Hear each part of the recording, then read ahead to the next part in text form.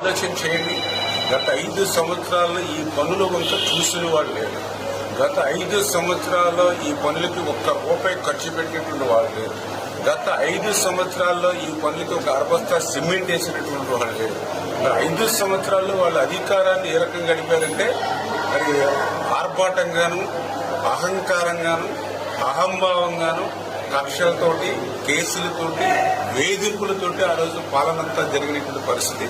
అంతకు మించి మన పాలకులు చరిత్రలో ఎప్పుడూ లేనటువంటి విధంగా గోండాయిజం, రౌడీయిజాన్ని ప్రోత్సహిస్తూ ఇంకా 10 అడుగులు ముందుకేసి అటు మరి ఏదైతే బ్లేడ్ బ్యాచ్, గంజాయి బ్యాచ్ని ప్రోత్సహిస్తూ మరొక పక్క వేలాది మంది, లక్షలాది మంది యువతని నిర్వీర్యం చేసేటువంటి విధంగా బెట్టింగ్లు, మాఫియాకు పాల్పడి 5 సంవత్సరాల వైసీపీ పాలన అంటే పాలకుల్లో ఈ రకంగా గుర్తుకొచ్చేటువంటి పరిస్థితి.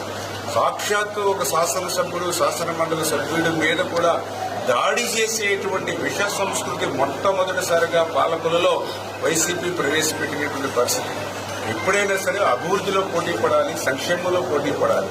కానీ అభివృద్ధిని, సంక్షేమాన్ని